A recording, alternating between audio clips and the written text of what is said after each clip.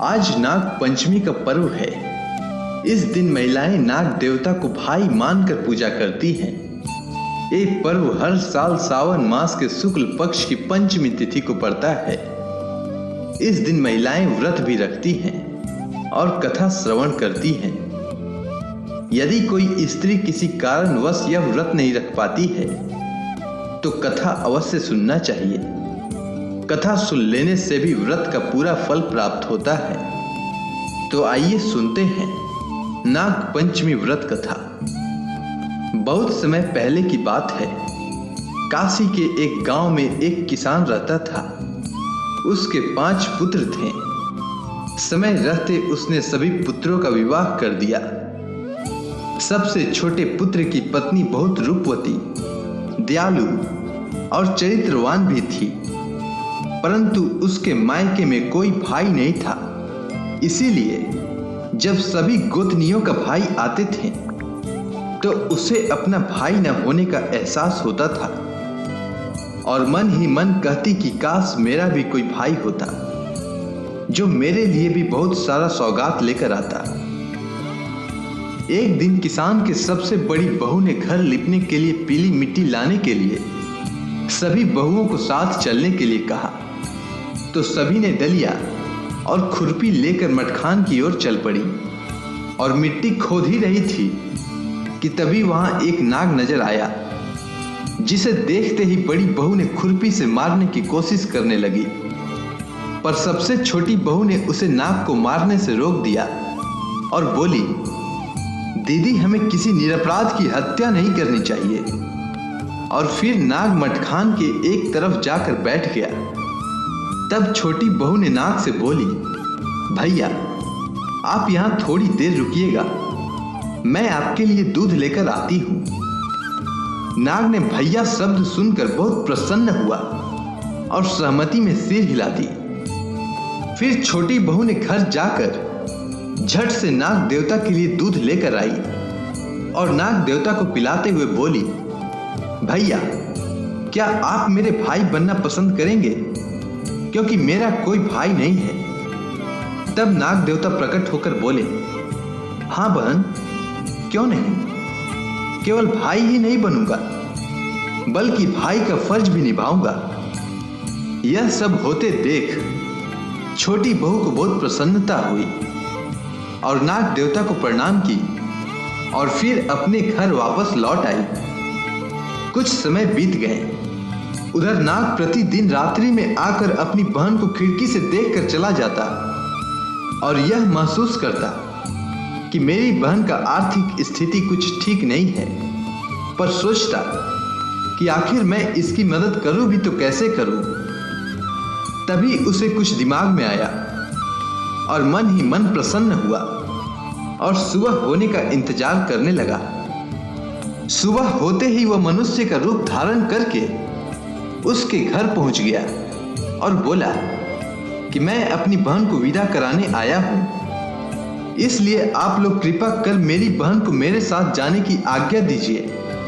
यह सुनकर सभी हैरान होकर उस व्यक्ति को देखने लगे और सभी ने एक साथ बोला, पर छोटी का तो कोई भाई नहीं है। तब फिर नाग देवता, जो मनुष्य का रूप धारण किए हुए थे, वे बोले, मैं उसका फुफेरा भाई हूं। जब मेरी बहन बहुत छोटी थी तभी मैं बाहर कमाने चला गया था। ऐसा सुनकर घर के लोगों ने छोटी बहू को उसके साथ जाने की आज्ञा दे दी और फिर नाग ने अपनी बहन को साथ लेकर नागलोक की ओर चल पड़ा और रास्ते में बताया कि बहन, मैं वही नाग हूं जिसे तुम अपना भाई मान चुकी हो और मुझसे तुम्हारी गरीबी देखा नहीं गया, इसलिए मैं तुम्हें अपने नागलोक लेकर जा रहा हूं और वहां से ढेर सारा हीरे जवाहरात देकर फिर तुम्हें तुम्हारा घर पहुंचा दूंगा। अब तुम मेरी पीठ पर बैठ जाओ और मैं तुम्हें नागलोक लिए चलता हूं। इसके बाद जब छोटी बहू ने नागलोक का नजारा देखा तो देखते रह गई। आज तक इतने हीरे जवाहरात उसने अपने पूरे जीवन में कभी नहीं देखा था। नागलोक में उसे रहते बहुत दिन बीत गए और फिर एक दिन नाग की मां ने उससे कहा कि मैं बाहर कुछ काम के लिए जा रही हूं, तुम अपने भाई को दूध पिला देना। लेकिन छोटी बहू को ध्यान नहीं रहा और नाग को वह गर्म दूध पीने को दे दिया, जिससे उसका मुंह में छाले पड़ गए। यह देखकर नाग की माता बहुत क्रोधित हुई, परंतु नाग के समझाने पर उनका क्रोध शांत हो गया। इस तरह कुछ दिन और बीतने के बाद छोटी बहू नाग से बोली, भैया, अब मैं अपने घर वापस जाना चाहती हूँ। यदि आप मुझे मेरे घर छोड़ देंगे तो आपकी मुझ पर बहुत कृपा होगी। इतना सुनते ही नाग ने कहा, हाँ बहन, जरूर पहुंचा दूंगा। इसके बाद नाग उसे ढेर सारा धन और हीरे जवाहरात वस्त्र आभूषण देकर उसे घर तक छोड़ आया। इतना सारा धन देखकर बड़ी बहू ने कहा कि तेरा भाई तो बड़ा धनवान है, तुझे तो और धन लाना चाहिए था। इतना सुनते ही नाग देवता ने उसकी सारी वस्तुएं सोने की कर दी। फिर बड़ी बहू ने बोली कि इसे तो झाड़ने के लिए भी सोने की झाड़ू चाहिए। फिर क्या था, नाग देवता ने झाड़ू भी सोने की लाकर दे दी।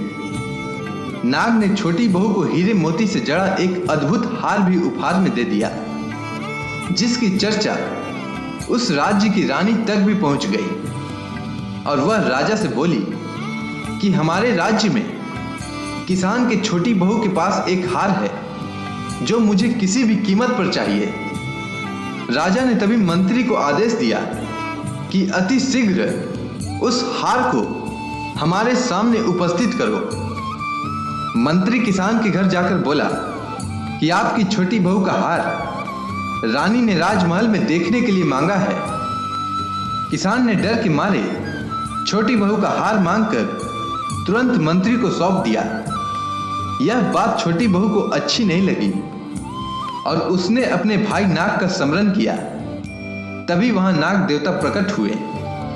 इसके बाद छोटी बहू नाग देवता से कहती है, भैया, मेरा हार रानी ने छीन लिया है, अब मैं क्या पहनूंगी। इस पर नाग देवता बोले, तुम बिल्कुल भी चिंता मत करो बहन, वह हार जैसे ही तुम्हारे अलावा दूसरी स्त्री के गले में जाएगी वह भयंकर नाग बन जाएगी, और फिर जैसे ही तुम्हारे गले में वापस आएगी तो फिर से हीरे मोतियों की बन जाएगी। उधर रानी हार को देखते ही बोल पड़ी, अद्भुत, आज तक मैंने ऐसा हार कभी नहीं देखी। और फिर रानी से रहा नहीं गया और झट से हार अपने गले में डाल लिया। यह क्या था, हार जैसे ही रानी के गले में गया एकदम से काले नाग का रूप धारण कर लिया, मानो हीरे मोतियों का हार नहीं बल्कि एक भयंकर नाग का हार है। फिर क्या, रानी ने आनन फानन में जैसे तैसे हार को निकालकर फर्श पर फेंक दिया, पर जैसे ही हार फर्श पर गिरी वह वापस हीरे मोतियों का बन गया। यह सब देख राजा ने उस किसान और छोटी बहू को तुरंत बुलाया और छोटी बहू से बोला, तूने इस हार में क्या जादू किया है जो रानी के पहनते ही काला नाग बन गया। मैं तुम्हें इस बात के लिए कठोर दंड दूंगा। तब छोटी बहू ने राजा के सामने हाथ जोड़ते हुए बोली, महाराज, मुझे क्षमा करें, पर यह हार मेरे मुंह बोले भाई नाग ने मुझे उपहार में दिया है, जो मेरे गले में तो हीरे मोती का हार बन जाता है, पर दूसरे के गले में जाकर भयंकर काला नाग बन जाता है। यह सुनकर राजा ने उसे हार पहनने के लिए बोला।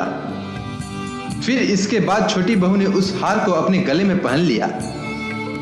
इस बार हार उसके गले में हीरे मोती का ही हार रह गया। यह देख राजा को विश्वास हो गया और उसने प्रसन्न होकर उसे ढेर सारा मुद्राएं पुरस्कार में देकर आदर सहित छोटी बहू को उसके घर भिजवा दिया। इधर छोटी बहू के पास इतना सारा धन देखकर बड़ी बहू को ईर्ष्या होने लगी और वह छोटी बहू के पति का कान भरने लगी कि तुम्हारी पत्नी के पास अचानक इतना सारा धन कहां से आया, जरा दिमाग लगाकर सोचो।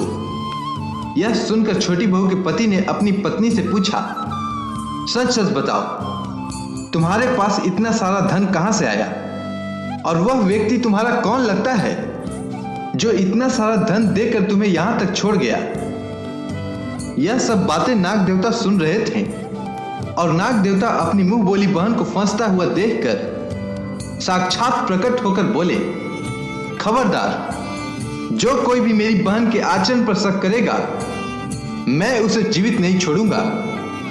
यह सब देख छोटी बहू के पति को विश्वास हो गया और उसने नाग देवता का बहुत सेवा सत्कार किया और गाय का कच्चा दूध उनके सामने रखते हुए आग्रह किया कि हे नाग देवता, यदि आप हम सभी परिवार पर प्रसन्न हैं तो मेरा दिया हुआ कच्चा दूध पीकर हमारे घर और हम लोगों का मान बढ़ाइए। इतना सुनते ही नाग देवता ने गाय का कच्चा दूध ग्रहण किया और बोले कि आज मैं बहुत प्रसन्न हूं, क्योंकि आज सावन मास के शुक्ल पक्ष की पंचमी तिथि है और आज के दिन तुमने मुझे दूध पिलाया है। इसी तरह आज के दिन जो भी नाग पंचमी का व्रत रखेगा और नाग पंचमी व्रत कथा सुनेगा उस व्यक्ति पर हमारी सदा कृपा बरसती रहेगी। मान्यता है कि तभी से सावन मास के शुक्ल पक्ष के पंचमी तिथि को नाग पंचमी के व्रत के रूप में मनाया जाने लगा।